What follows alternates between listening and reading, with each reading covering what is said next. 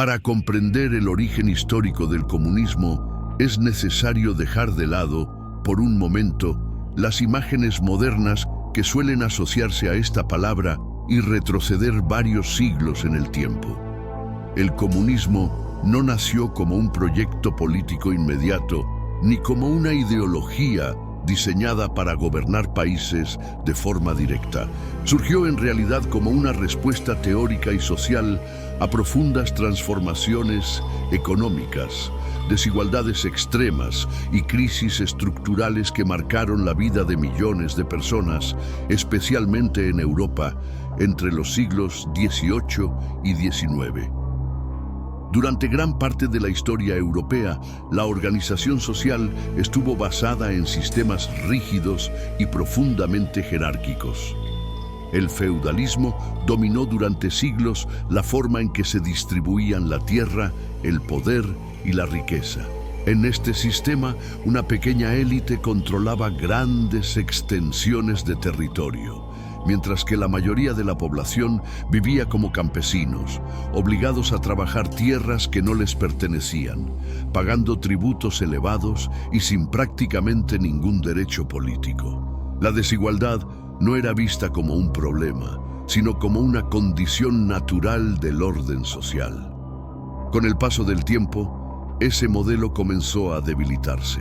El crecimiento del comercio, el desarrollo de las ciudades y el fortalecimiento de una nueva clase mercantil fueron erosionando lentamente las bases del sistema feudal.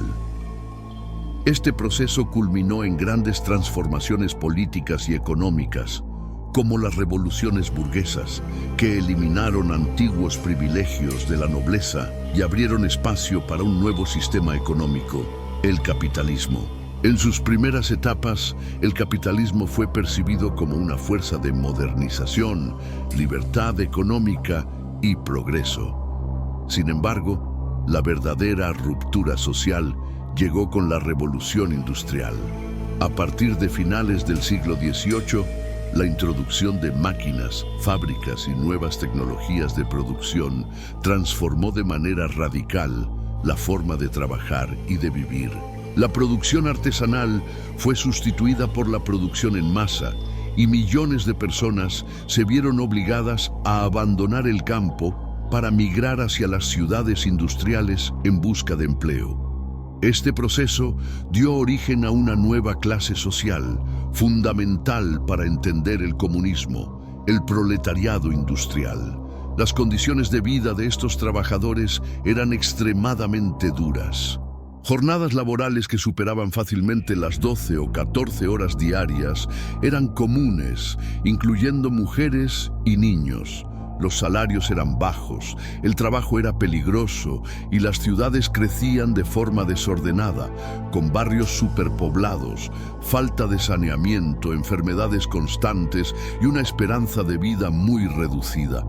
Mientras tanto, los propietarios de fábricas y capital acumulaban riquezas en niveles sin precedentes.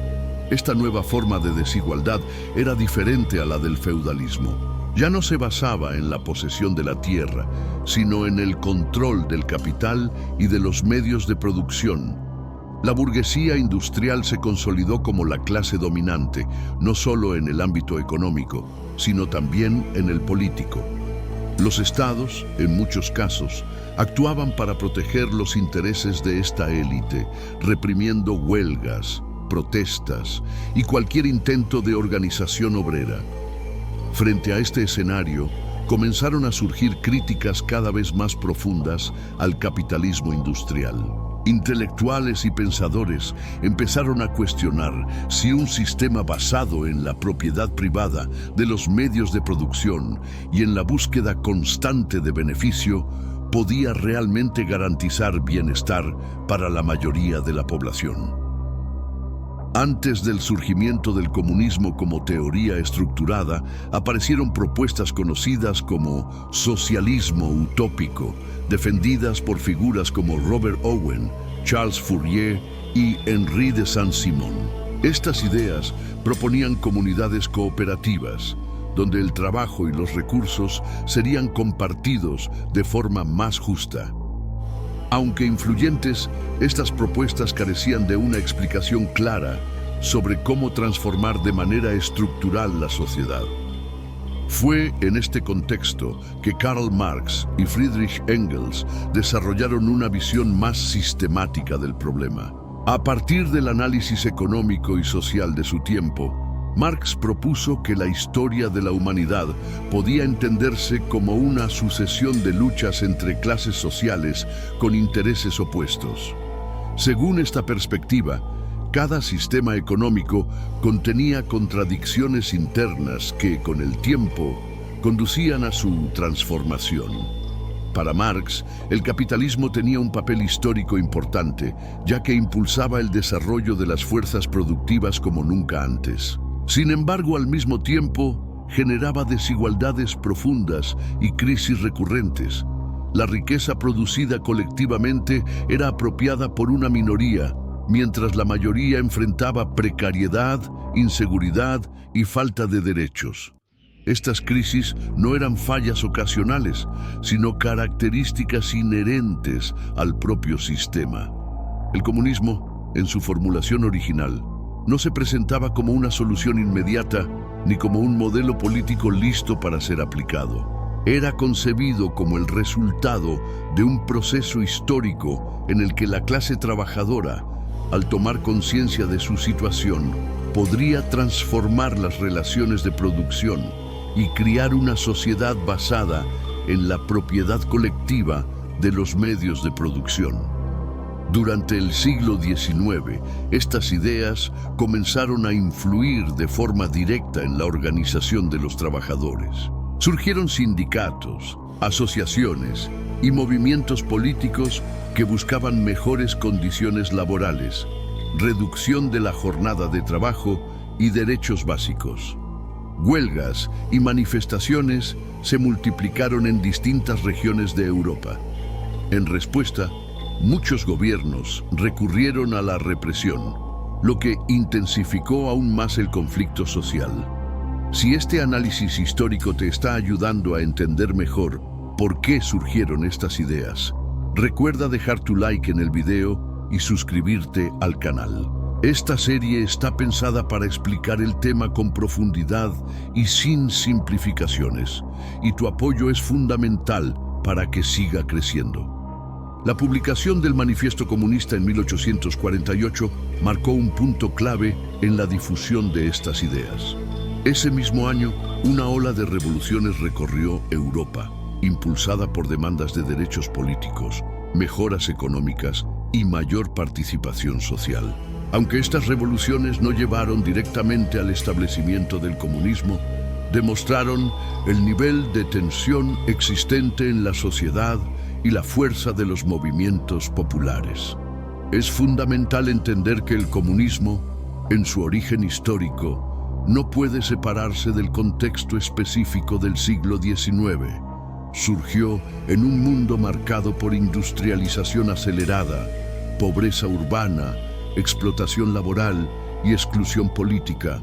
Comprender este origen no implica estar de acuerdo o en desacuerdo con sus propuestas, sino reconocer que las ideologías nacen como respuestas a problemas reales vividos por sociedades concretas.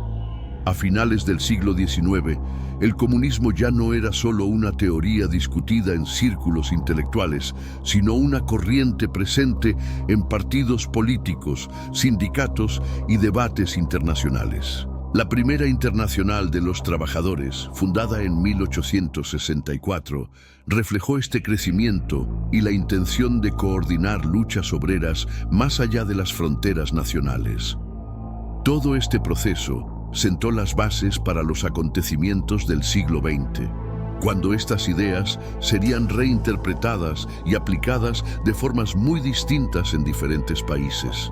Pero nada de eso puede comprenderse sin este punto de partida histórico, marcado por crisis profundas, transformaciones económicas radicales y la búsqueda de alternativas a un sistema que muchos consideraban injusto e insostenible. En el próximo video de esta playlist analizaremos con más detalle la figura de Karl Marx, su vida, sus influencias y cómo sus ideas se consolidaron dentro de este contexto histórico tan complejo.